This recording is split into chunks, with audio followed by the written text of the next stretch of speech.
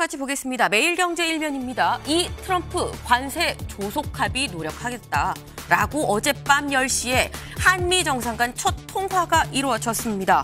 네, 이 첫 통화 주제는 역시 관세였다라는 거죠. 구체적으로 그럼 관세 관련해서 어떤 얘기들이 나왔느냐, 그 얘기를 잠시 뒤에 대담으로 좀 짚어보겠습니다. 다음 기사 볼까요? 동아일보입니다. 이재명 경제팀부터 인선, 재정 직접 챙긴다라는 겁니다. 네, 이재명 대통령 그동안 계속해서 경제가 제일 중요해요. 경제가 우선입니다. 라고 얘기를 해왔었죠.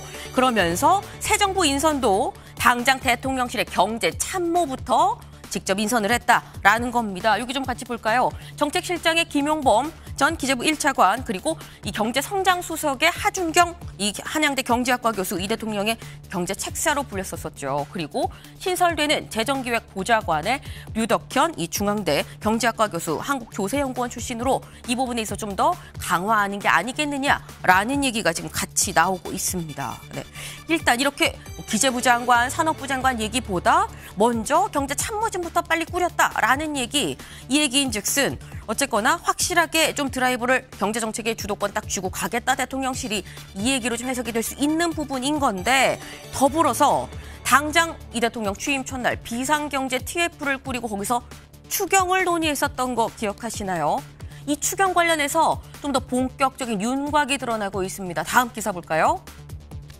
조선일보입니다. 추경 21조 플러스 알파 예고 25만 원 지원금도 고려 대상이다라는 겁니다. 추경의 규모, 용처에 대해서 명확한 구체적인 얘기들이 좀 나오고 있다라는 거죠.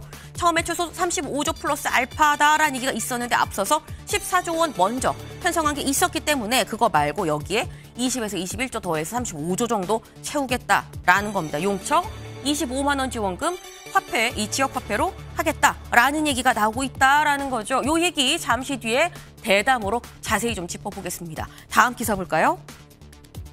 국민일보입니다. 이 대통령 특별한 희생엔 특별한 보상. 어제 현충일이었었죠. 이 현충일, 이 대통령 이 현충일 추념 사이에서 이렇게 얘기를 했다라는 겁니다. 특별한 희생에는 특별한 보상이 주어지도록 하겠습니다. 라고 얘기했다는 거죠. 특별한 희생에 특별한 보상. 당연한 얘기 아니야? 라고 생각할 수 있는데, 이 당연한 얘기가 묵직하게 다가오는 이유, 당연한 얘기가 당연하게 그동안 시행되지 않아 왔었다는 방증이 아니겠나라는 생각도 좀 해봅니다. 다음 기사 볼까요? 한국일보입니다. 막말 전쟁에 206조 원이 증발했다라는 거죠. 누구의 막말이냐? 트럼프 대통령이 지금 일론 머스크는 미쳤다라고 얘기를 하고요. 일론 머스크는 트럼프 탄핵가자라고 얘기를 하고 있는 입장이다라는 겁니다. 두 사람 브로맨스로 유명했었는데 갑자기 왜 이렇게 막말하면서 싸우는 거냐라는 생각이 들죠. 여기 좀 같이 볼까요? 감세 법안을 두고 갈등이 폭발해서 SNS로 지금 난타전에 들어갔다라는 겁니다. 네, 머스크는 이렇게 감세하면 재정 큰일 나요. 이러면 안 됩니다. 라고 얘기를 하는 거고, 트럼프 대통령은 솔직히 말해 감세 법안이 문제가 아니라 내가 전기차 보조금 끊는다고 하니까 너 이러는 거잖아. 라고 얘기를 하고 있다라는 거죠. 두 사람이 막말 전쟁의 문제는 지금 테슬라 시총이 206조 원이 증발했다라고 하네요. 네. 하지만 요 얘기 같이 볼까요? 트럼프 당분간 통화 안에 이 봉합 난망. 네. 백악관에서 두 사람 좀 통화해서 좀 화해를 시키려고 했는데 트럼프 대통령이 통화 안 할 거야 라고 얘기를 하면서 장기화될 것 같다라는 얘기가 같이 나오고 있네요.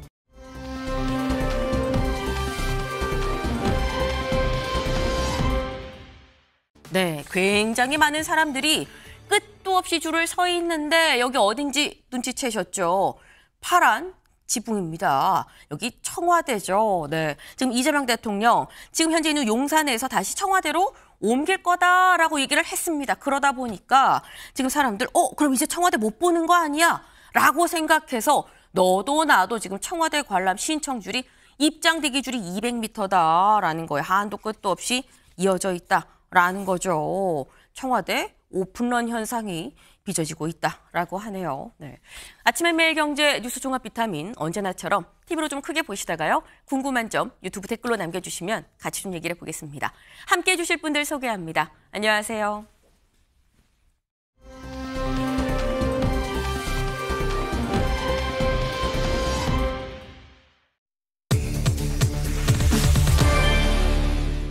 어젯밤 통화입니다. 기사 같이 볼까요? 이 트럼프 관세 조속 합의 노력, 이재명 대통령 누군가와 통화를 하고 있는 모습이죠. 누구랑 했느냐? 어젯밤 10시 트럼프 미국 대통령과 한 20분 정도 통화를 했다라는 겁니다. 관련해서 어떤 얘기를 했느냐? 관세 얘기했다라는 거죠. 같이 좀 볼까요? 강유정 대변인이 이렇게 얘기를 했습니다. 이재명 대통령 20분 동안 첫 정상 통화를 가졌고 관세 협의 관련해서 양국 모두 만족할 수 있는 합의가 조속히 이루어질 수 있도록 노력해 나가기로 했다라고 얘기를 했다라는 거죠. 차재원 교수님.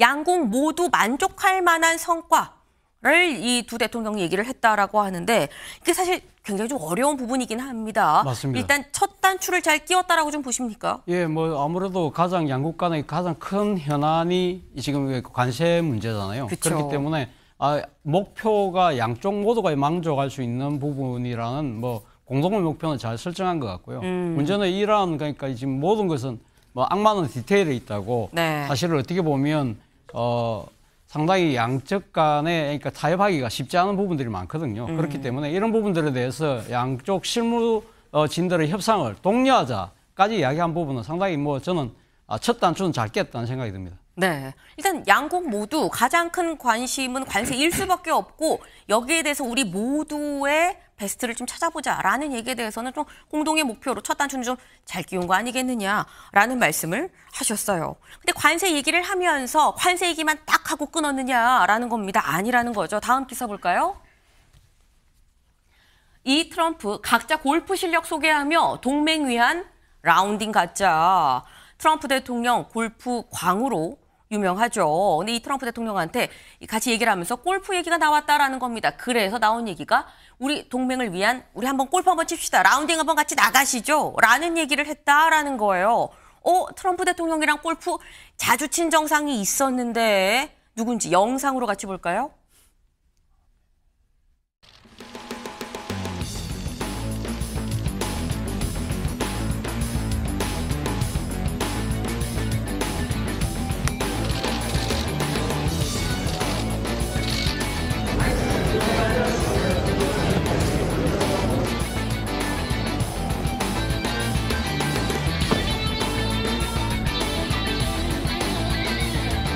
This morning we played a very fast round of golf. We had a meeting afterwards, and it looks like it's doing well. Our trade deal, our relationship, our military ties.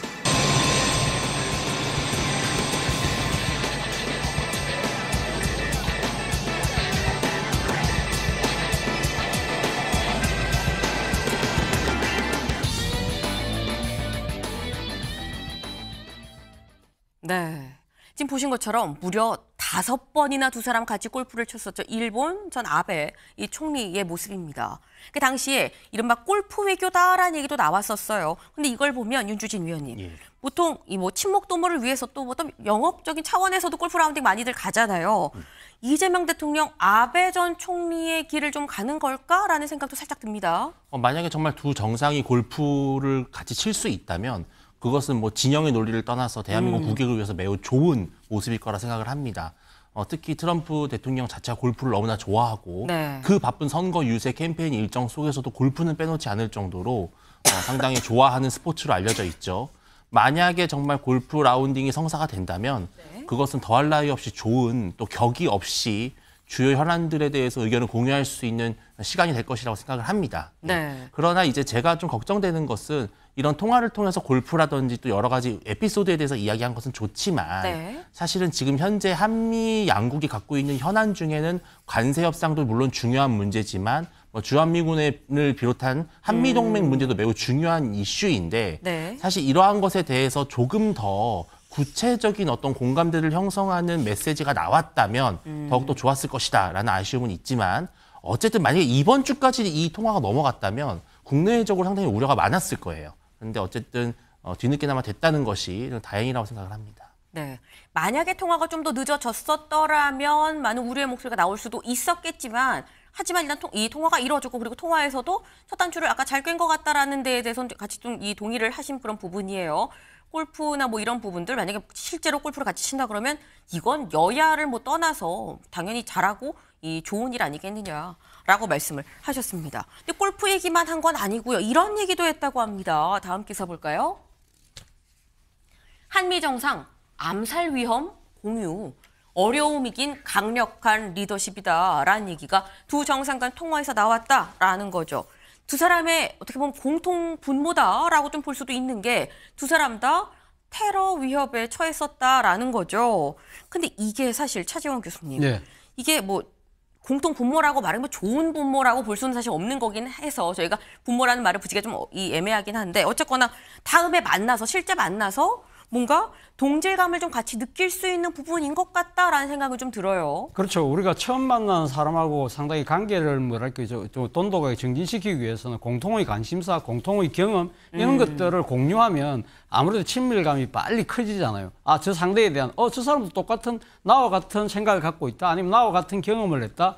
그러면 상당히 뭐랄까요. 상당히 좀 가까운 마음이 일 수밖에 없는 것이거든요. 그렇기 때문에 아마도 모르긴 몰라도 트럼프 대통령 입장에서는 이런 이 지금 같은 어려운 그러니까 경험이라는 것 자체도 사실 각자가 지금 생명이 경각의 지경에 이룰 수 있던 그런 아찔한 경험을 했던 부분을 이야기하면서 그때 당시 트럼프 대통령이 자신의 그 암살을 모명하고 난 뒤에 네. 이거 어떻게 보면 신이 선택한 거라는 식의 이야기를 했었잖아요. 그거 자체가 일종의 막 운명처럼 그렇게 느낀다고 한다면 이 이재명 대통령의 만남도 운명일 수 있겠다는 식으로 상당히 또 상상력을 발휘하면 네. 그런 쪽으로 갈 수 있겠다는 생각도 들기 때문에 이런 부분들은 뭐 상당히 좀 어떻게 보면 발전적 양국의 발전 관계라는 측면에서 봤을 때는 나쁘진 않다는 생각이 듭니다. 네. 지금 말씀처럼 일단 우리 두 정상이 서로 만나서 얘기를 하고 일단 뭐 아이스 브레이킹 차원에서도 이런저런 얘기를 해야 되는 건데 그런 차원에서 뭔가 같이 공통적으로 좀 얘기를 할 수 있는 그런 소재가 있다 그러면 나쁘지 않은 거 아니겠느냐. 동질감을 느끼고 상당히 좋을 수 있다라고 말씀을 하셨어요. 근데 일단 어제 통화는 상견례 차원이라고 좀 볼 수가 있는 거죠. 첫 통화였습니다. 다만 이후에 이제 만나고 추가적으로 통화를 하면서 해결해 나가야 될 일들이 사실 좀 있다라는 거죠. 이 매경의 그 그래픽 같이 볼까요? 현안과 예상 쟁점들을 좀 같이 보겠습니다. 이거죠. 지금 현재 한미 관계 사이에 있어서의 현안, 쟁점들. 일단 첫 번째, 관세죠. 관세 협상 문제가 있습니다. 여기에서는 미국이 지금 제시한 관세 유예 기간이 7월 8일 날 종료가 돼요. 그러다 보니까 요 전에 어떻게든 우리는 뭔가 지금 상태에서 좀 변화를 줘서 우리가 좀 유리하게 좀 끌고 가야 될 필요가 있다라는 거. 그리고 아까 얘기 중에 잠깐 나왔죠. 방위비 분담금 증액하려고 미국이 지금 부릉부릉 시동을 걸고 있는데 여기에 대해서 우리는 어떻게 할 것이냐. 그다음 주한미군 감축. 이 운영한 이 방식에 대해서 이미 한 500명 정도는 괌으로 좀 보내졌다라는 얘기도 나왔어요. 관련해서 4,500명을 감축한다는 월스트리트 저널의 이 보도도 있었기 때문에 관련해서 이걸 어떻게 해결을 할 것이냐라는 거. 그리고 미국 대화 비핵화 목표. 그러니까 북한과 관련한 이슈에 대해서도 한미 정상 간에 상당히 좀 중요한 이슈가 될 수 있죠. 자칫 한국 패싱 할 수도 있다, 트럼프라면. 이런 얘기도 지금 나오고요. 북한이 핵 보유국이다라고 언급을 한 적도 있었기 때문에 이 부분도 좀 이 주제 중에 하나다. 또 하나, 대미 무역 흑자 축소 압박. 이건 사실 관세랑 같이 맞물려서 좀 돌아가는 부분이 분명히 있습니다. 어제 말씀드렸죠. 조금 전 미국이 다시 한번 우리나라를 환율 관찰국으로 지정을 했습니다. 라고 말씀을 드렸어요. 요것과 관세를 같이 연동해서 양쪽에 대한 카드로 같이 쓸 가능성이 상당히 좀 있어 보인다라는 거. 마지막, 미 에너지부 한국 민감국가로 좀 지정을 했다라는 겁니다. 이미 민감국가로 지정이 됐죠. 근데 이게 지금 계속 유지가 되고 있습니다. 여기에 대해서도 이거 뭔가 우리나라를 좀 예의주시하고 이런 부분들, 이런 것들이 다 지금 상당히 많죠. 한미 정상 간 얘기할 일들이 한두 개가 아니다. 근데 그렇다고 한다면 윤주진 위원님, 예. 이재명 대통령은 한미 간 협상에 있어서 정상 간 또 다시 이 접촉한 어떤 소통이 있다면 무엇부터 어떻게 접근을 해야 된다고 보십니까? 그러니까 이재명 대통령 당선 이후에 미국을 비롯해서 주요 국가들의 외신들이 쏟아냈던 보도들의 일맥상통하는 맥락들을 보면 이재명 대통령 당선에 대한 기대감도 있지만 한편으로는 다소 친중적인 성향을 갖고 있는 것이 아니냐. 또 미국과 대북 정책 분야에서 충돌이 예상될 수도 있다. 이런 우려들이 조금씩 나왔습니다. 자, 이것은 매우 중요한 부분인데요. 사실 지금 트럼프 행정부의 기조를 관통하는 두 가지의 원칙이 있어요. 첫째는 경제에 있어서는 자국의 이익을 극대화하는 것입니다. 그래서 모든 기술 투자와 여러 가지 것들이 다 미국 내에서 이루어진다는 것. 네. 자, 이런 부분은 사실은 이재명 정부와 크게 충돌하지 않을 수도 있습니다. 왜냐하면 미국과의 뭐 기술 협력, 특히 조선 분야의 협력은 우리나라 기업에도 매우 좋은 것들이기 때문에 이런 부분들은 서로 협상을 하면서 풀어나갈 수 있을 거라고 생각이 들어요. 네. 그런데 또 하나 되게 중요한 문제는 지금 현재 트럼프 행정부는 강력한 반중 봉쇄 정책을 펴고 있어요. 그리고 권위주의 진영과의 자유 진영과의 대립에서 결코 질 수 없다라고 하는 그런 집념을 갖고 있습니다. 네. 그런데 이재명 정부가 지금 펼치려고 하는 이른바 균형 외교, 이것이 균형이 될 수 있을 것인지 아니면 애매모호한 그냥 양다리가 될 수도 있다. 이런 우려가 있거든요. 그렇다면 트럼프 대통령 입장에서는 이재명 대통령이 과연 미국이 원하는 안보 정책에 적극적으로 협력할 것인지 아니면 다소 중국이나 러시아에 좀 더 친화적인 정책을 할 것인지에 대해서 혼란스러울 수가 있어요. 그렇다면 나머지 관세 협상이라든지 여러 가지 경제 문제들도 맞물리면서 꼬일 수가 있거든요. 그래서 이재명 대통령은 본인이 과거에 뭐 쉐쉐라고 발언이라고 네. 그런 상징되는 그런 여러 가지 외교 안보적 논란에 대해서 말끔히 해소를 해야만 그래야만 한미 동맹을 좀 더 격상하고 트럼프 행정부와 더욱더 긴밀하게 협상할 수 있을 것이다라고 하는 말씀을 좀 드리겠습니다. 네. 지금 말씀은 지금 이 논의해야 될 분 상당히 많은데 트럼프 정부의 어떤 특성이라고 하면 경제에 있어서 자국이 우선주의가 분명히 있고 그리고 이 세계에 있어서의 진영 대립에 있어서 확실한 내 편을 확보하려는 우군임을 확보하려는 게 분명히 있다. 때문에 그 부분을 좀 잘 감안을 해서 접근을 해야 된다라고 말씀을 하셨어요. 그 대신 이런 부분들이 저희가 앞에서 뭐 이런저런 뭐 골프 얘기도 하고 뭐 이 암살 위협에 이 처했었던 그런 부분도 얘기를 하고 그리고 관세 협상 그리고 또 한번 봅시다. 라는 얘기도 했었다라는 얘기를 저희가 했는데 사실 이런 얘기들이 우리 정부에서 이 이재명 정부에서 이 우리 통화 20분간 통화로 이런 얘기를 했습니다라고 밝힌 부분들입니다. 근데 보통은 두 국가에서 양국 정상 간의 통화가 있을 경우엔 우리나라에서도 얘기를 하고 미국이나 이 상대국에서도 같은 시각에 똑같이 발표를 하곤 하는데 요번에는 딱히 미국 쪽에서 발표가 아직 나오지 않았습니다. 그래서 관련해서 이 질문도 있었어요. 미 로이터 통신에서 기자가 이제 물어보니까 백악관 관계자가 뭐라고 했냐면 트럼프 미국 대통령 이재명 대통령이랑 전화통화 했습니다. 그리고 회담을 계획을 하고 있어요라고 직접 언급을 했습니다. 그런데 이건 이 차재원 교수님 네. 추가적으로 이 내용 말고 우리 정부에서 했었던 것처럼 어떠어떠한 논의를 했고 몇 분간 했고 좀 이런 부분들이 뭐 보도 서면이든 뭐든 딱히 아직 미국에서 나오지 않았거든요. 일단 뭐 저 미국의 뭐 사정을 제가 정확하게는 알 수 없습니다만 우리가 미루어 짐작컨대 앞서 우리 일면 소개해 주면서 네. 어제 그러니까 미국 시간으로는 어제 그러니까 그제였죠. 네. 그제에 무슨 일이 벌어졌느냐? 바로 이 트럼프 대통령과 일론 머스크가 이렇게 완전히 충돌했잖아요. 그렇기 때문에 어제 미국의 그 언론들을 보면요. 뭐 거의 막 90%의 뉴스가 저 뉴스로 완전히 도배가 돼 있거든요. 네. 사실은 이 두 사람의 충돌 관계가 단순한 해프닝이 아니라 이 지금 이 향후 시사하는 바가 너무 크다는 거죠. 당장 미국의 정치가 완전히 흔들리고 있고 네. 세계의 뭡니까 이 경제도 상당한 타격을 입을 정도로 두 사람의 관계의 향후 향방에 대해서 초미의 관심이 모아지고 있는 상황이고 이걸 어떻게 개선할 것인가. 앞서 우리 앵커에 소개해줬지만 참모들은 지금 두 사람을 하이시키려고 하는 거잖아요. 네. 그런데 지금 트럼프 대통령이 계속 거부하고 있는 이런 상황이기 때문에 자신이 지금 발등에 불이 떨어져 있는 거예요.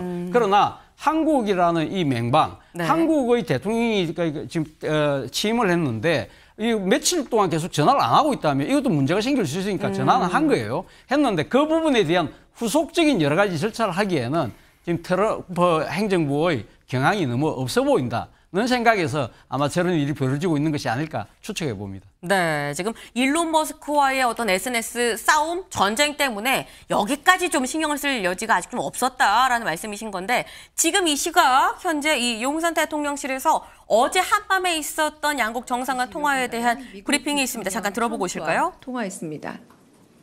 트럼프 대통령이 먼저 이재명 대통령에게 당선 축하 인사를 건넸고 이재명 대통령 역시 트럼프 대통령에게 사의를 표했습니다. 두 대통령은 서로의 리더십에 대해 높이 평가하며 한미동맹 발전을 위해 노력해 나가기로 의견을 모았습니다. 두 대통령은 한미 간 관세 협의와 관련 양국이 만족할 수 있는 합의가 조속히 이루어지도록 노력해 가기로 했습니다. 실무 협상에서의 가시적 결과를 얻도록 독려하기로 했습니다. 트럼프 대통령은 이재명 대통령을 방미 초청하며 다자회의 또는 양자 방문 계기 등 가급적 이른 시일 내에 만나기로 했습니다. 두 대통령은 마가가 새겨진 빨간 모자를 지인에게 선물 받은 일화도 소개하고 서로의 정치 여정, 골프 실력 등을 이야기 나누며 친밀한 분위기를 형성했습니다. 두 번째 브리핑 하겠습니다. 이재명 대통령은 G7 정상회의에 초청받아 참석하기로 했습니다. 이에 이재명 정부는 윤석열 정부가 대폭 축소했던 대한민국 전용기, 다시 읽겠습니다.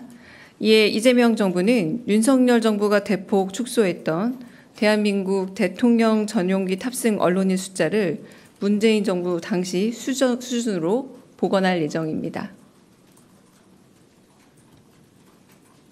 오늘 브리핑은 여기까지입니다. 영상 촬영 장비가 정리되고 지금 직접 들어보셨습니다. 일단 한미 정상 간 통화 내용에 대해서 추가적으로 얘기가 있었고 여기에 대해서는 저희가 이미 말씀드렸던 바와 크게 다르지 않았는데 그 외에 따로 나온 게 이재명 대통령 G7 정상회의에 참석을 하기로 했다라고 결정을 했고 여기에 대해서 대통령이 나가는 이 순방에 참여하는 어떤 전용기를 타고 같이 가는 이 기자들의 숫자도 좀 늘리기로 했다라고 직접 발표를 했습니다. 윤주진 위원님. 예. 일단 G7 정상회의에 참석을 할 거다라는 전망은 있긴 있었는데 여기에서 어떤 이 같이 순방을 가는 기자들의 수를 상당히 좀 늘린다라고 한 거, 요거는 약간 좀 주목해볼 포인트인 것 같습니다. 그러니까 윤석열 정부 당시에 일부 매체와의 어떤 충돌도 있었고 또 방미 과정에서의 어떤 이 윤석열 전 대통령의 발언을 둘러싼 진위 논란 이러한 것들을 의식한 결과로 아마 이재명 정부는 초창기부터 상당히 좀 언론 프렌들리한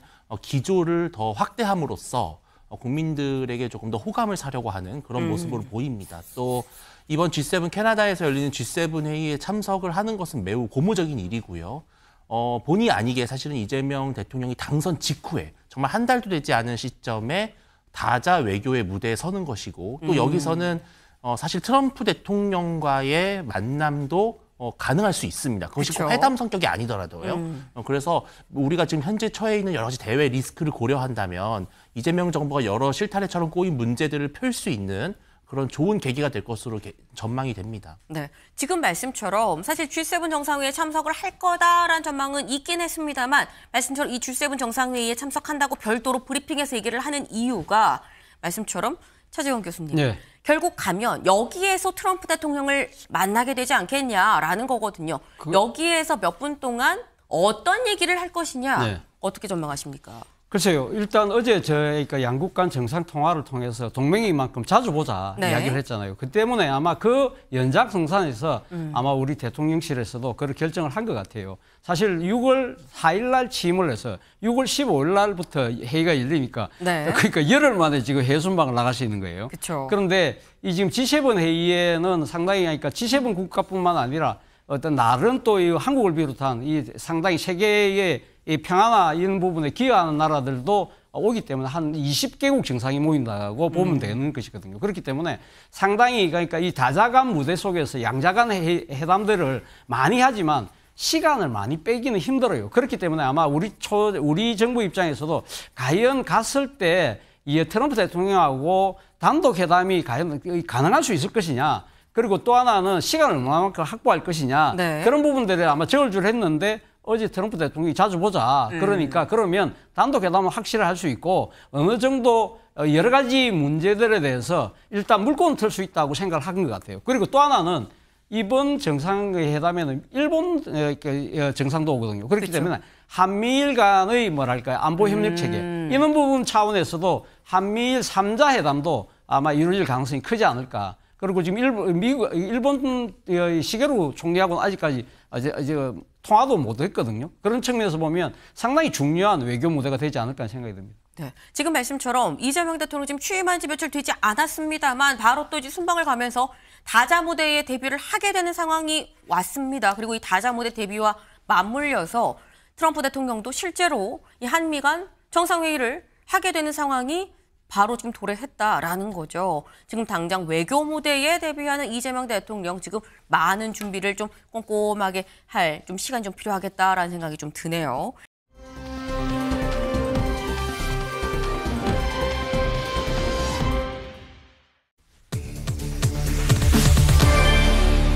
네, 살구, 열무김치, 돼지고기, 찹쌀도넛 이게 다 뭐냐, 얘네의 공통점이 대체 뭐냐라는 거죠. 보겠습니다. 이 현충일 추념식 뒤 예정 없던 시장 방문했다라는 거예요. 이재명 대통령 어제 현충일이었죠. 현충일 추념식에 참석을 하고 그리고 난 다음에 이 현충원 인근에 있는 전통시장을 갔다고 합니다. 직접 영상으로 확인해 보시죠.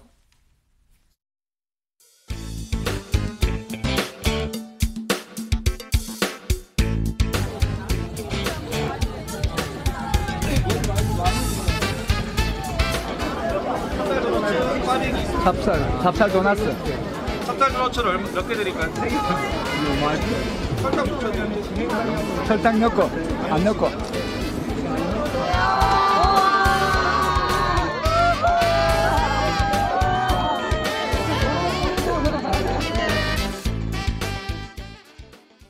네, 이재명 대통령 인근에 있는 전통시장을 방문한 모습이었습니다.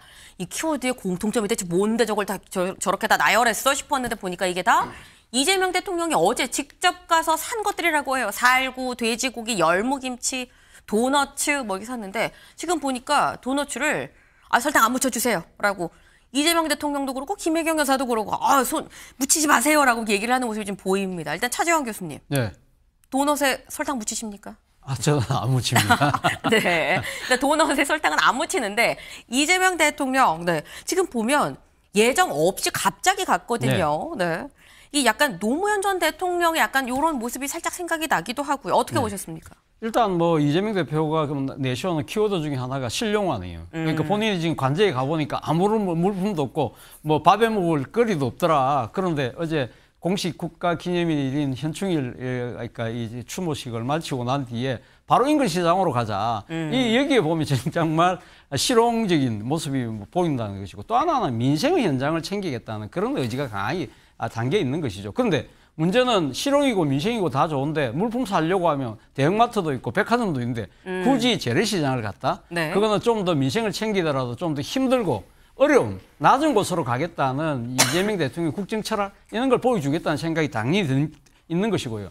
또 하나는 어제 저 물건을 사면서 지급했던 돈이 네. 지역화폐라는 거예요. 그러니까 지역화폐는 사실 이재명 대통령의 뭐랄까요, 경제의 가장 기본적인 하나의 수단이잖아요. 이제 트레이드마크처럼 좀 돼버렸어요. 그렇죠. 그렇기 때문에 이번 추경도 앞서 말씀하셨지만 추경을 편성할 경우에 지역화폐를 넣을 가능성이 상당히 큰데 이 지금 지역화폐를 통해서 지역의 소위 말하는 승수 효과가 그만큼 커진다. 이런 부분을 또 강조하기 위한 하나의 메시지가 아닐까라는 생각이 듭니다. 네, 다방면에 포석이 좀 깔려있는 그런 전통시장 방문이었다라는 말씀이에요. 근데 말씀처럼 전통시장에 간 이후로 아니 뭐 지금 이 가니까 안가에 베개도 없더라. 그래서 이 뭐 좀 살려고 간 거 아니겠느냐라는 말씀하셨는데 다음 기사 좀 볼까요?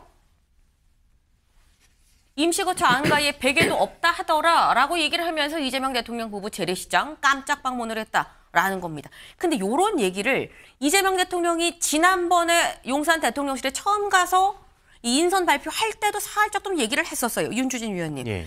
지금 이재명 대통령이 계속 뭐 아무것도 없다, 황당무계하다, 안가에 베개도 없다 이런 얘기를 한다는 건 어쨌거나 뭔가 인수인계가 제대로 안 됐다는 어떤 이 불쾌감 이런 걸 지금 계속 토로하는 것 같거든요.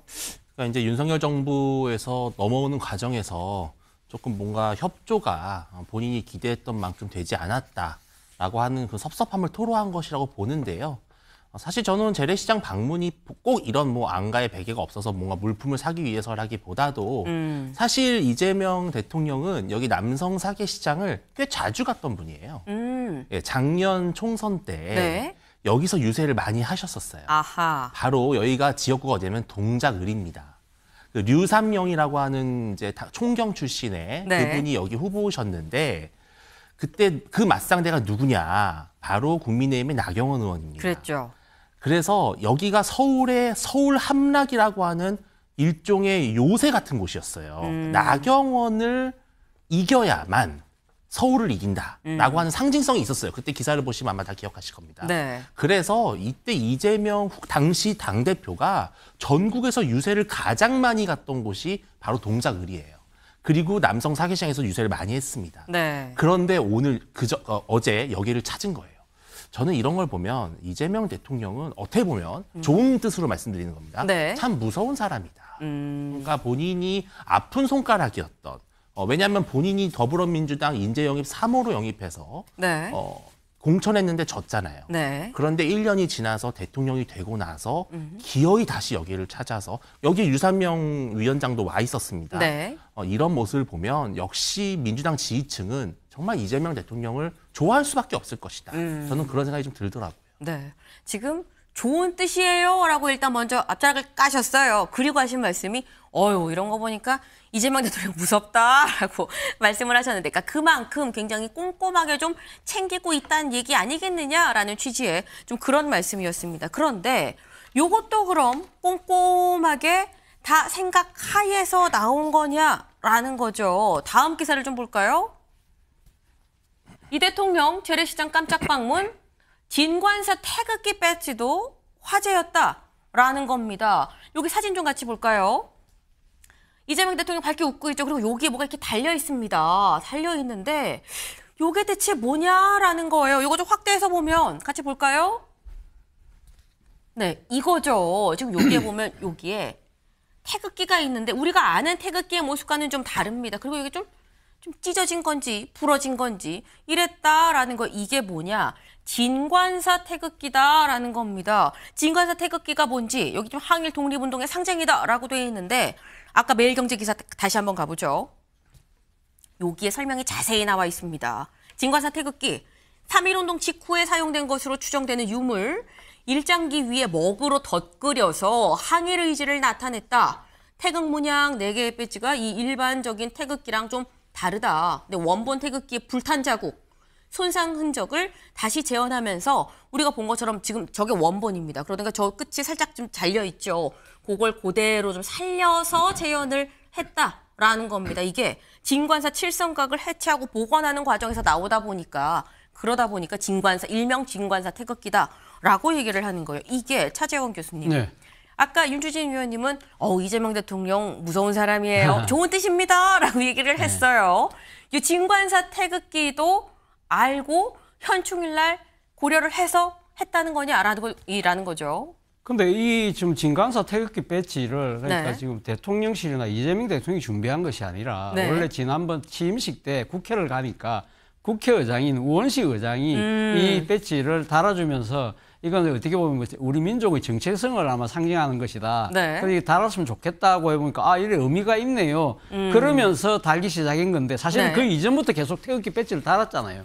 그런데 아마 이재명 대통령 입장에서는 그런 걸 생각을 할 거예요. 진관사 태극기가 앞서 우리 항일 의지 이런 표현을 쓰셨는데 네. 물론 그러니까 일제강점기 시대 때 그리고 3.1운동 직후에 만들어졌기 때문에 항일의 그런 차원도 분명히 있지만 그렇다고 해서 가면 이재명 정부가 그러면 반일 정책으로 돌아서느냐 그건 아니고 이 사실 일제강점기라는 국난 상황에서 이걸 극복하기 위한 그 당시 선열들의 의지가 담겨 있다. 네. 그렇다고 한다면 지금 우리가 당면하고 있는 상황도 결코 녹록하지 않은 여러 가지 어려운 문제들이 있기 때문에 이걸 내가 한번 이겨보겠다는 그런 의미로 받아들여야 되지 않을까. 저는 그렇게 생각을 해봤습니다. 국난 극복이라는 메시지가 그대로 좀 담겨 있다. 그러니까 지금 그만큼 뭐 지금 시장에도 갔지만 경제도 어렵고 하고 하니까 이런 부분들을 좀 극복하는 차원에서 진관사 태극기를 딱 생각해서 달았던 게 아니겠느냐라고 말씀을 하셨어요. 지금 저희가 계속 지금 말씀을 들어보니까 진관사 태극기도 결국은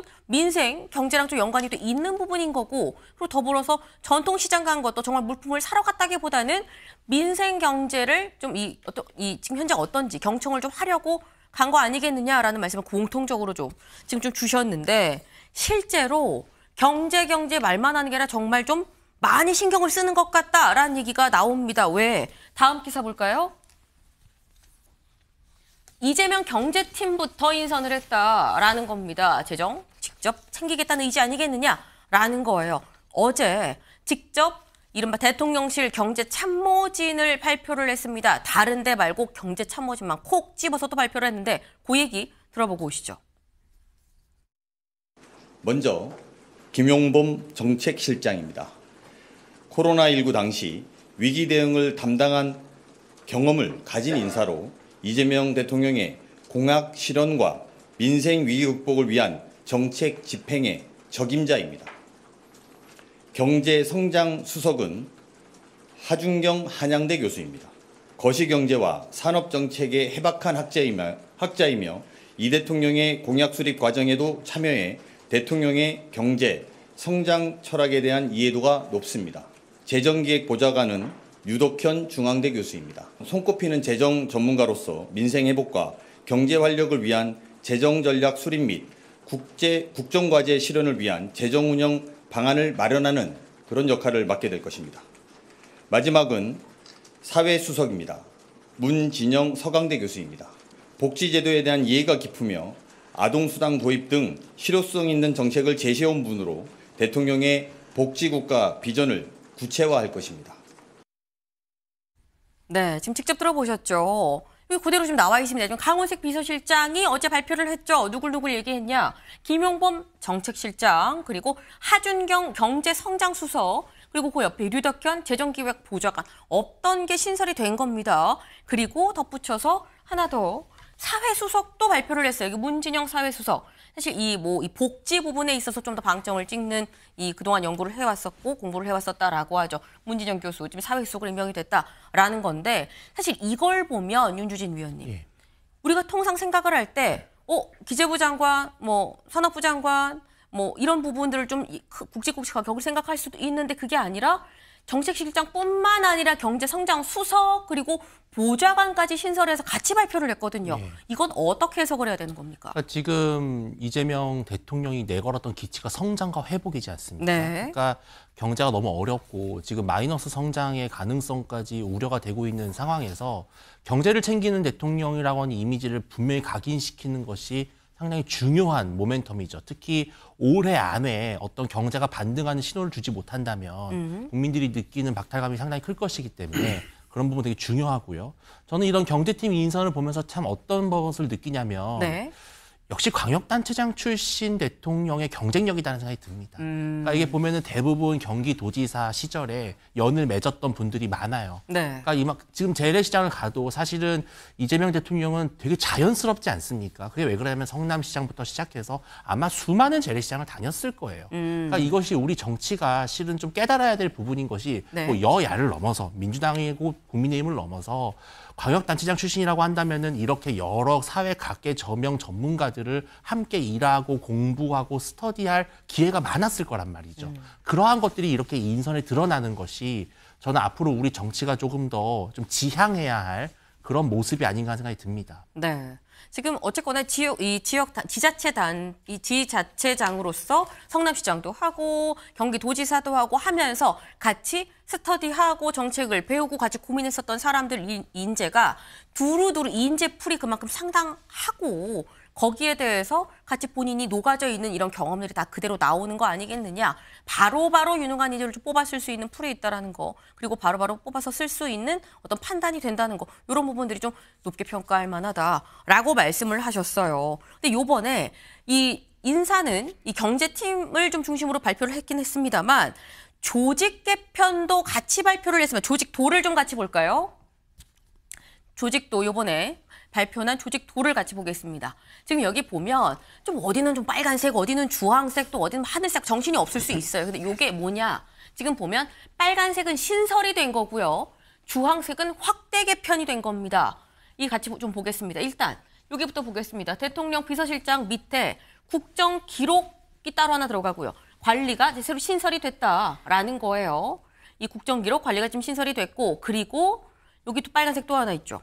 정책실장 아래에 요 재정기획보좌관, 아까 저희 발표를 했죠. 재정기획보좌관이 새롭게 신설이 됐다라는 겁니다. 그만큼 재정기획 부분에 있어서 좀 더 이 힘을 싣겠다라는 얘기가 될 수 있고 요 밑에를 좀 같이 보면 경청통합, 요거는 지금 이 주황색이죠. 확대 개편입니다. 원래 시민사회 수석 자리였었는데 여기 지금 경정 통합으로 바뀌었어요. 뭐 이름도 바뀌고 이 확대 개편이기 때문에 이 기능도 좀 더 확대가 됐다. 그리고 또 하나 AI 미래기획. AI 미래기획은 없었는데 생겼습니다. AI 미래기획이 생기고 대신 그 이전에 있었던 뭐 과학기술 그리고 뭐 기후 관련한 이런 부분이 좀 빠졌다라는 거. 이 다 여기서 통합을 하는 걸로 같이 들어갔다라는 거. 그리고 민정의 사법제도 비서관이 새롭게 생기고요. 경제성장에서 해양수산이 새롭게 생기고 사회에서 성평등 가족 부분이 새롭게 생겼다라는 거죠. 그리고 또 하나 여기 좀 보겠습니다.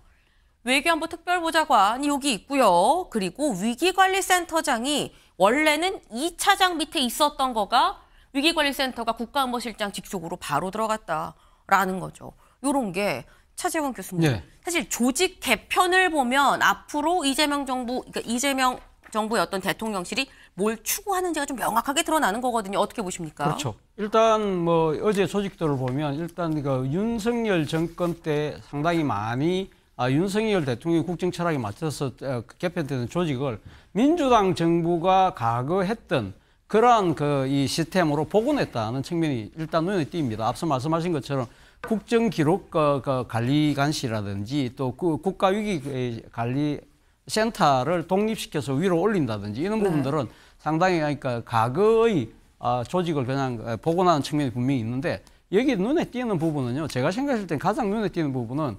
경제성장수석이라는 거예요.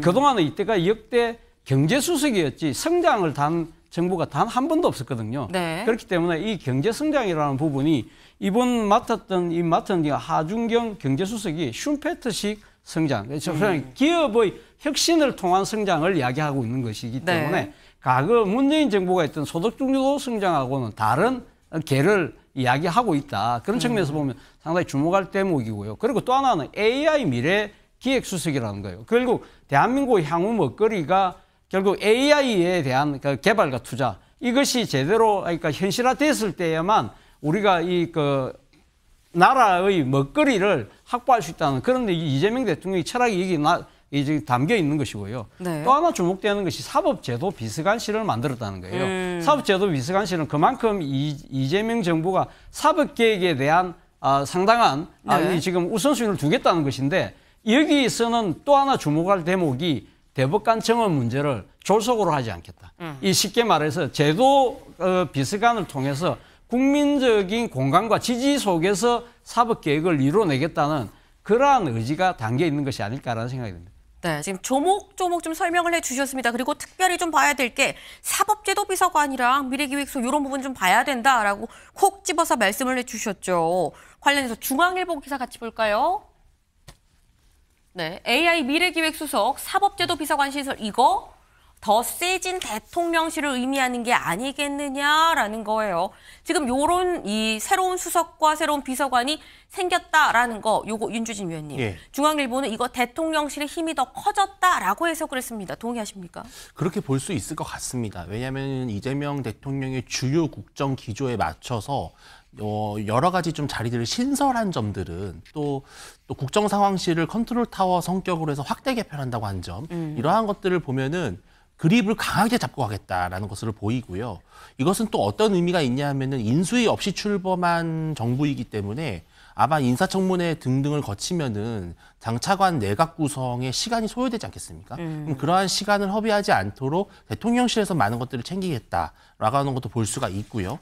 또 지금 말씀 주신 것 중에 여기 관리비서관실 같은 경우는 이제 네. 청와대로 이전하는 문제를 담당하는 걸로 알고 있어요. 근데 그런 여러 가지 좀 불가피하게 신설된 그런 자리들도 있는 것 같다. 네. 또 해양수산비서관도 두 가지인 것 같아요. 해수부의 이전 문제를 좀 전담하는 부분도 있는데요. 또 한편으로는 지금 미국과의 어떤 조선 분야의 협력이 매우 중요한 부분으로 부각되고 있잖아요. 네. 그래서 해양수산비서관실을 경제성장수석실에 넣고 그 부분을 좀 전담해라. 이러한 또 메시지도 읽힙니다. 네.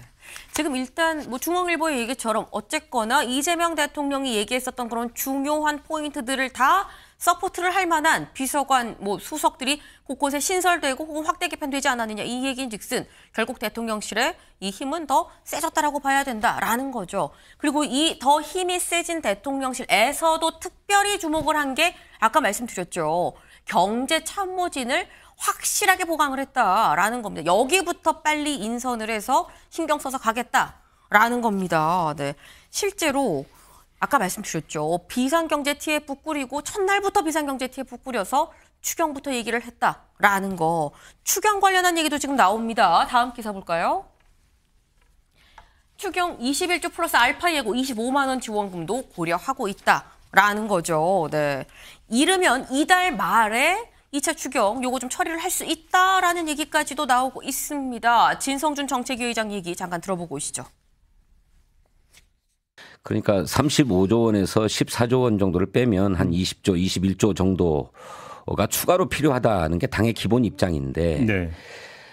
지금 우리 경제 상황이 더 안 좋아지고 있고 특히 민생 경제 소비 부진이 심각한 상황이기 때문에 대통령의 의지와 또 정부의 재정 여력에 따라서는 그보다 더 늘어날 수도 있다 이렇게 그래요? 봅니다. 당연히 카드에 있습니다. 있습니까? 당연히 카드에 있는데 그냥 현금을 지원하는 게 아니라 유통기한이 정해져 있는 소비 쿠폰, 지역 화폐로 지급하겠다는 것이기 때문에 반드시 다 소진될 수밖에 없어요. 그 1차 승수 효과는 100%라고 저희들은 생각해요. 네. 지금 진성준 정책위장 얘기를 들어보면 굉장히 구체적입니다. 우리가 처음에 35조 추경을 얘기했었는데 1차에 14조가 됐기 때문에 20조에서 20에서 21조 정도 더 추가로 할 거고 그리고 여기에는 당연히 지역 화폐가 고려가 된 추경 규모다. 그리고 이 추경이란 이 지역 화폐라는 게 현금 지원이 아니라 기한이 정해져 있고 요거를 다 기한 안에 쓰게끔 되기 때문에 1차 승수 효과는 100%다. 라고 얘기를 했습니다. 윤주진 위원님 동의하십니까? 글쎄요. 왜냐하면은 지난 코로나19 당시에도 많은 민생지원금이 풀렸지만 네. 그것이 정말 경제 부양 효과에 많이 반영이 됐는가에 대해서는 여전히 논란이 있어요. 그러니까 국가적 비상사태에서 정부가 재정을 지출함으로써 소비를 진작하는 것은 어떻게 보면 불가피한 측면인데 지금 사실 경제가 어려운 이유가 뭔가요? 이것은 어떻게 보면 소비 심리의 부족보다도 더 근본적으로 사실 기업의 경쟁력이 상당히 저하되어 있고 산업의 활기가 예전만치 못하다라는 것이 사실 근본적인 거잖아요. 근데 지금 이재명 정부 들어서면서 바로 지금 진행하려고 하는 이 지원금은 사실 국민들에게 현금을 그냥 나눠주는 수준에 불과하다면 이것은 사실은 잘하면 밑 빠진 독에 물 붓기가 될 수가 있어요. 그냥 다 쓰고 끝나버리는. 네. 차라리 이 지원금을 정말 어려운 분들에게는 좀 더 집중적으로 주되 나머지는 기업들이 발전하고 번영할 수 있는 인프라를 개선한다든지 아니면 무역을 촉진하는 데 쓴다든지 이런 쪽에 좀 더 집중하면 좋겠습니다만 이런 지역 화폐와 같은 것들은 조금 선심성이 아닌가라는 그런 우려가 있습니다. 네. 지금 말씀은 자칫 밑 빠진 독에 물 붓기처럼 될 우려도 있다. 왜냐하면 코로나 때 지원금 다 줬지만 그게 예상했었던 만큼의 이 효과가 있었다라고 평가가 나왔느냐라고 그걸 또 예시로 좀 드셨어요. 근데 일단 진성준 정책위 의장은 아니다. 이게 기한이 있고 그리고 이 어떻게 쓸지 우리가 딱 명확하게 이 규모를 확실하게 좀 잡아놓으면 그 안에서 다 쓸 수밖에 없기 때문에 돈이 돌다 보면은 승수 효과가 100% 있다라고 지금 얘기를 하죠. 물론 일단 확실하게 이재명 정부에서 전부터 하겠다고 얘기를 했고 그리고 지금 계획을 세우는 걸 봐도 할 것으로 지금 예측이 되는 상황인데 근데 이런 얘기가 나와요. 다음 기사 볼까요? 일단 하는 건 하는 건데 그럼 추경 재원 방안은 어떻게 되느냐 왜 언급이 없느냐라는 조선일보의 기사입니다. 20조 국채 발행이 좀 불가피하다라는 거예요. 차재원 교수님. 네. 왜 재원 얘기는 없느냐 어떻게 하겠다는 거냐라는 거거든요. 바로 그 때문에 어제 진성준 정책위 의장도 그러니까 라디오 인터뷰에서 계속적으로 이야기했던 것이 정부의 재정 여력을 확인해 보겠다는 이야기를 계속적으로 반복하고 있거든요. 그렇기 때문에 사실 이재명 정부가 사실 전 국민 지원금이라는 표현을 쓰긴 합니다만 네. 진성준 위원장의 말은 그것이 과연 전 국민에게 다 줄 수 있을 정도의 재정 여력이 안 되면 안 줄 수도 있다. 그 어려운 계층에게만 줄 수 있다는 의미로 담아서 어제 그 이야기를 한 거예요. 그렇기 네. 때문에 아마 그렇게 이 나름대로 선별적 지원이라는 것까지도 할 수 있다는 그 생각을 하는 그 이유가 바로 추경 재원 방안에 대한 이것이 정부의 대책이 있느냐. 일단 이 국고를 책임졌던 전임 정부의 관료들을 통해서 실상을 파악하고 난 뒤에 네. 거기에 대해서 재원 방안을 어떻게 확보할 것이고 거기에 맞춰서 아마 제 생각에 추경의 규모도 구체적으로 정해지지 않을까라는 생각이 듭니다. 네. 지금 말씀처럼 일단 이 재정적으로 여력이 되는지 안 되는지에 따라서 보편으로 갈지 선별로 갈지 그 부분은 좀 유동적이다. 좀 더 들여다보고 구체적인 계획을 잡지 않겠느냐라고 말씀하셨어요. 봐야 될 것 같습니다. 다음 키워드 넘어갈까요?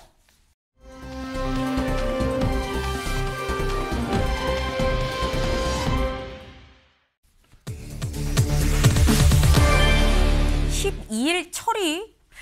대체 뭘 12일 날 처리한다는 거야? 라는 생각이 들죠. 보겠습니다. 민주 12일 본회의에서 대통령 재판 중지법 처리를 추진한다라는 겁니다.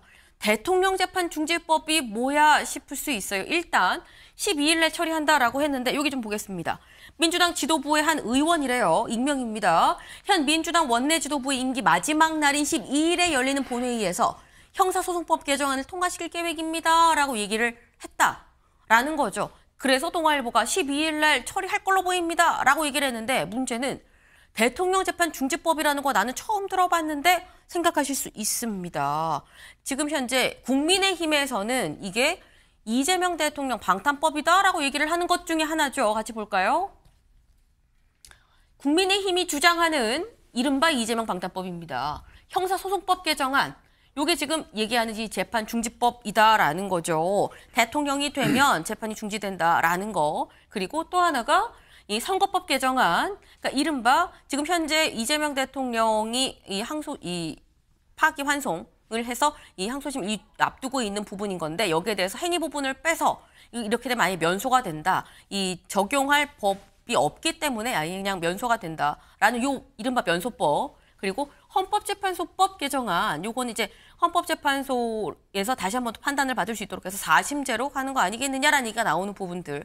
그리고 조희대 특검법, 조희대 대법원장에 대한 특검법, 요런 게 국민의힘이 주장하는 이재명 방탄법이다라는 거예요. 이 중에 하나, 지금 현재 형사소송법 개정안, 그러니까 이른바 재판중지법이 12일 날 통과가 될 거다라는 얘기가 지금 나오고 있는 건데, 차재원 교수님. 네. 이제 여기 나와 있는 것처럼 국민의힘에서는 이렇게 네. 얘기를 해요. 이거 결국 이재명 대통령 방탄 아니야라고 얘기를 하고 있는 거거든요. 물론 뭐 이재명 대통령에 대한 방탄이라고 규정 지을 수는 있을지 모르겠습니다만 사실 그러니까 대한민국의 고민이 거기에 있는 것이죠. 헌법 제84조가 네. 현직 대통령 같은 경우는 뭐 형사상의 불소추 특권을 갖고 있잖아요. 그런데 네. 문제는 그 소추라는 것이 재판과 기소를 다 포함하는 것이냐 아니면 기소만 이야기하는 것이냐 이 부분에 대해서는 헌법학계도 상당히 논의가 갈라져 있는 상황이거든요. 그렇다고 한다면 이런 부분들에 대해서 명쾌하게 형사소송법을 통해서 현직 대통령 같은 경우는 재판을 중지하도록 하자. 그리고 쉽게 말하면 불소추 안에 그러니까 지금 재판도 넣자. 네. 그 이야기를 지금 하고 있는 겁니다. 그런데 현실적으로 6월 18일 날 서울고등법원에서 지금 그러니까 재판이 속개될 예정이에요. 네. 그런데 이 지금 불소추 특권에 대한 해석을 그러면 그 해당 재판부가 자의적으로 결정하는 그런 셈이 된다고 한다면 이건 좀 아니지 않느냐. 그렇다고 한다면 이거는 입법의 뭐랄까요. 그러니까 지금 사각지대니까 네. 이걸 갖다가 빨리 보완하는 것이 필요하다는 것이 아마 민주당의 생각인데 문제는 여론이 앞서 말씀하신 것처럼 이재명 대통령 방탄 아니야? 이렇게 주장할 수도 있기 때문에 네. 이 부분에 대해서는 아마 이 대통령실에서 최종적으로 판단하지 않을까라는 생각이 듭니다. 네. 최종적으로 대통령실에서 좀 판단하지 않겠느냐 말씀하셨는데 말씀 중에 살짝 나왔죠. 당장 오늘 18일에 재판이 예정이 돼 있습니다. 현재 이재명 대통령이 사실 이 받고 있었던 재판이 5개예요. 지금 보면 이 공직선거법 위반 이게 파기환송됐었던 거 그거에 대해서 오늘 18일에 첫 공판이 예정이 돼 있고요. 그리고 대장동, 백현동 등 관련한 이 재판이 24일로 예정이 돼 있습니다. 그리고 이 법인카드 유용 혐의 관련해서 7월 1일, 7월 22일 또 이 위증교사 2심도 아직 뭐 날짜는 미정이지만 계속 재판이 있다라는 거죠. 근데 그래서 대통령 선거 전부터 계속 나왔던 게 그럼 이 재판 어떻게 할 거냐라고 얘기를 했었는데 그때 천대엽 법제처장이 이렇게 얘기했었어요. 잠깐 들어보고 오시죠. 행정처장님, 그 84조의 적용에 있어가지고 지금 대법원에서 그 담당 판사 분들한테 이것을 어떻게 해석해서 재판을 운영하라 하는 지시를 할 수가 있습니까? 할 수 없습니다. 그러면은 결국에는 각 재판관이 알아서 그걸 진행해야 되는 거죠. 현재 구조상으로는 그렇게 볼 수밖에 없습니다. 네, 지금 이 차재현 교수님도 그 말씀하셨죠. 이걸 각 재판부에서 판단을 하라고 하는 건데 판단할 수 있겠느냐? 왜? 실제로 이 법원 행정처장이 저렇게 얘기를 했어요, 윤주진 위원님. 예. 각 재판부에서 판단을 해야 된다라는 건데 각 재판부가 어떻게 판단을 내릴까요? 각 재판부가 판단을 할 수 있다라는 것은 네. 중지되지 않는다라는 것을 전제하는 것이죠. 그러니까 중단된다라고 전제한다면 판단할 여지가 없는 겁니다. 할 수 없어야 되는 겁니다. 그런데 지금 현재 헌법상의 84조에 나오는 소추할 수 없다라고 하는 것에 이 소추가 재판을 포함하는지 여부에 대해서는 사실은 그동안 논란이 있었고 실제로는 재판이 아닌 보통 검찰의 기소에 조금 더 초점을 맞추는 해석이 있었던 것이 사실입니다. 네. 근데 지금 초유의 사태인 것이죠. 현재 대통령이 무려 5개의 재판을 받고 있는 상황인 것이에요. 국가적 혼란을 방지한다는 차원에서 재판을 그러면 소추에 포함시키자. 그런데 이것이 과연 국회 차원에서 결정할 수 있는 그런 간단한 문제인가? 이것은 사실 법 앞의 평등, 법의 질서, 법의 정의를 세우는 문제에 있어서 전 국민적인 합의가 있어야 되는 부분이고 실은 이 관련해서 많은 여론조사 기관들이 조사를 했는데 실제로 그렇게 재판을 중단해야 된다라고 하는 의견이 지배적이지가 않거든요. 그렇기 때문에 이것은 상당한 논란이 예상이 되고요. 하지만 민주당은 할 겁니다. 할 수밖에 없어요. 6월 18일에 있는 서울고등법원 파기환송심을 그대로 방치할 만한 심리적 여유가 없을 겁니다. 만에 하나라도 유죄 파기환송이 확정이 돼버리면 이것은 돌이킬 수 없는 타격이기 때문에 역풍을 감수하고서도 할 것이고요. 이것이 이제 결국엔 최종적으로 헌재로 가게 될 것인데 네. 헌재에서 최종 결단을 내리는 것을 또 미리 예비해서 헌법재판관 임명도 매우 서두르지 않을까. 결국은 이재명 대통령이 좀 점수를 깎아먹는 한이 있더라도 이건 좀 무리수를 둘 것이라고 저는 봅니다. 네. 일단 윤주진 위원님은 나는 이렇게 예상한다. 이거는 민주당 그리고 이재명 대통령이 약간 점수를 깎는 한이 있어도 무리하게라도 추진할 수밖에 없는 거다. 12일은 아니라도 어쨌거나 18일 전에는 뭔가 확실하게 이 통과를 시킬 거다라고 말씀을 하셨는데 실제로 통과를 할지 안 할지는 계속 추진을 할지 안 할지는 좀 지켜봐야 되겠죠. 말씀처럼 언제까지 갈 것이냐 여부를 좀 잘 봐야 될 것 같습니다. 다음 키워드 넘어가 보죠.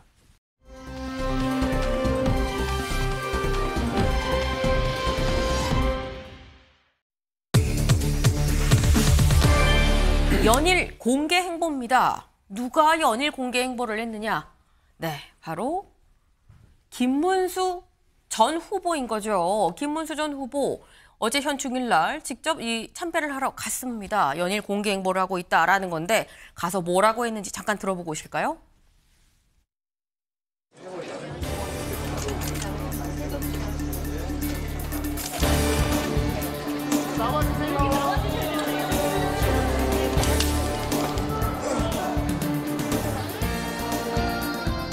오늘 현충일을 맞이해서 나라 대한민국을 건국하고 또 전쟁으로부터 우리 대한민국을 지켜내고 대한민국의 위대한 오늘을 위해서 희생하신 모든 호국 영령들에게 깊이 감사를 드립니다. 다시 한번 위기에 처한 우리 대한민국이 더욱 위대하게 발전할 수 있도록 호국 영령들께서 후보 살펴주시기를 기원드립니다. 네, 김문수 후보 어제 현충원 참배를 하고요. 그리고 호국 영령들, 네, 우리가 좀 감사한 마음을 좀 표해야 된다. 뭐 이런 얘기까지도 같이 했습니다. 근데 윤주진 위원님, 예.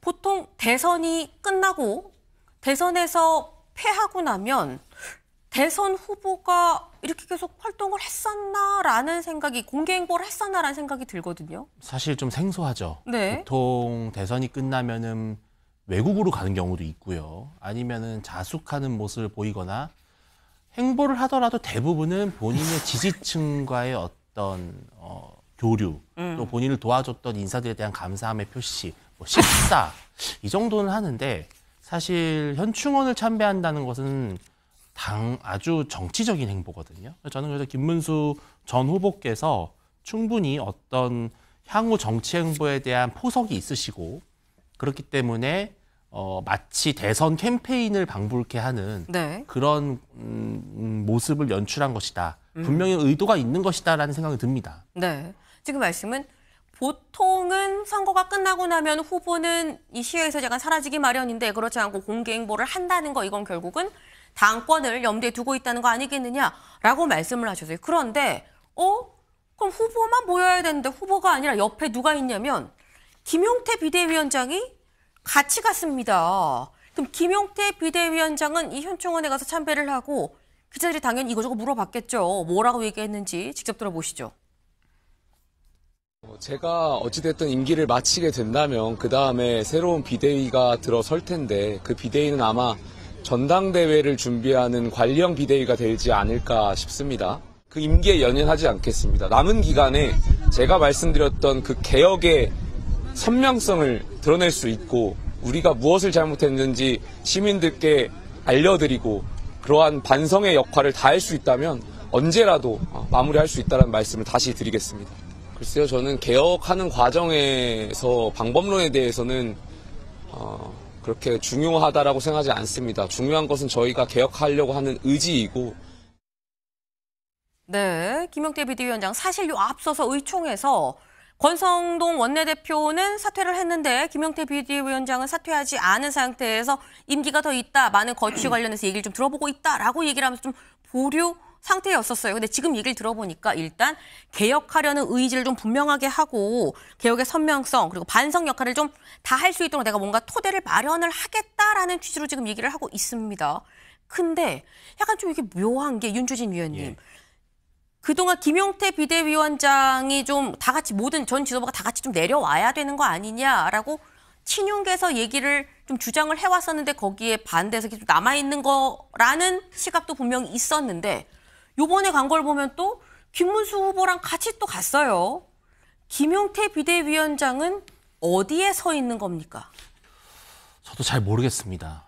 네. 예, 근데 적어도 뭐 친윤이냐 친한이냐 어떤 특정 계파에 소속될 그럴 분도 아니고 그럴 이유도 없을 것 같기는 해요. 네. 다만 이제 김용태 비대위원장을 지명했던 사람은 김문수 후보였죠. 그렇죠. 예, 당무 우선권이라고 하는 것이 있었기 네. 때문에 그랬는데 저는 조금 역시나 생소한 부분은 네.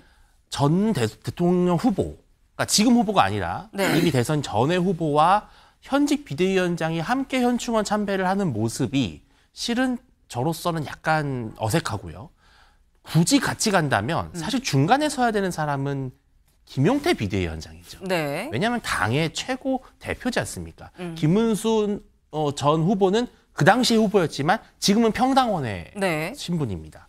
그렇다면은 프로토콜상 김용태 비대위원장이 현충원에 참배를 하는데 전직 대선 후보로서 함께하는 모습이 더 사실 자연스러운 것이죠. 네. 근데 이렇게 옆에 김문수 후보 옆에 섰다라는 점은 다소 본인이 그러한 논란의 대상이 되더라도 무방하다 정도의 생각을 갖고 있는 것 같습니다.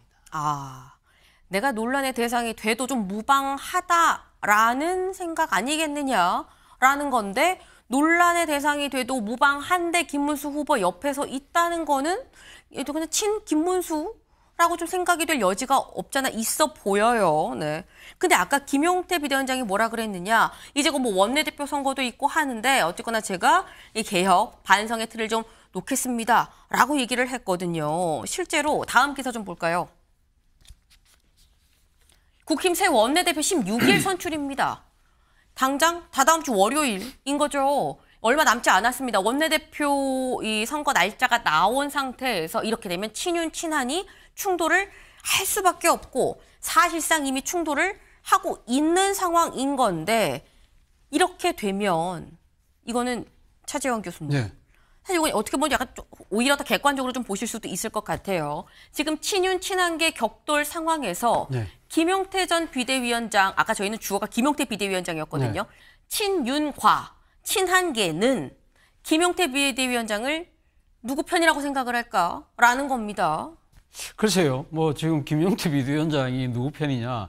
확실해 보이는 건 김문수 전 후보 편이면 분명해 보입니다. 그건 그렇잖아요. 확실하다. 예. 어제 사실 현충원 참배를 마치고 나서 식사까지 같이 한 장면이 공개가 됐더라고요. 네. 그래서 저도 좀 이해가 잘 안 되는데 사실은 어제 김용태 비대위원장은 현충원 참배를 먼저 했어요. 왜? 네. 대통령하고 공식 국가 추진위원식에 참석을 했잖아요. 야당 대표로. 네. 그렇기 때문에 이 두 번이나 하는 그 자체도 너무 이례적이었는데 아무래도 제가 생각했을 때는 김용태 비대위원장은 뭐 앞서 제가 방금 이야기한 것처럼 뭐 김문수 후보 편이라고 이야기했지만 사실은 본인이 지금 뚜렷한 목표를 갖고 있잖아요. 당의 일종의 윤석열 정권과의 관계를 단절시키는 일은 내가 분명히 마치고 나가겠다. 네. 그런 뜻을 갖고 있기 때문에 만약에 그런 관점에서 본다고 한다면 친윤 후보를 밀지는 않을 것 같아요. 그렇다고 해서 그러면 이 지금 김용태 비대위원장이 당대표격이긴 하지만 본인이 누구를 밀고 누구를 안 민다고 해서 그럼 판세가 그럼 출렁일 것이냐? 네. 그렇지 않을 것이라는 것이죠. 아하. 그렇기 때문에 사실 김용태 비대위원장이 누구 편이냐를 따지는 것 자체가 저는 별로 정치적으로는 글쎄요 의미가 있을 수 있나라는 생각까지 듭니다. 네, 지금 차재현 교수님 말씀은 어떻게 보면 김용태 비대위원장으로서는 굉장히 뼈아픈 말씀일 수도 있겠다라는 생각이 들어요. 지금 김용태 비대위원장이 그렇게 뭔가를 주도할 만한 그런 세력도 힘도 없는 상황 아니겠느냐. 큰 변수가 되지 않을 것 같다라는 말씀을 또 해주셨습니다. 저희가 준비한 소식 오늘 여기까지입니다. 오늘도 좋은 하루 보내세요.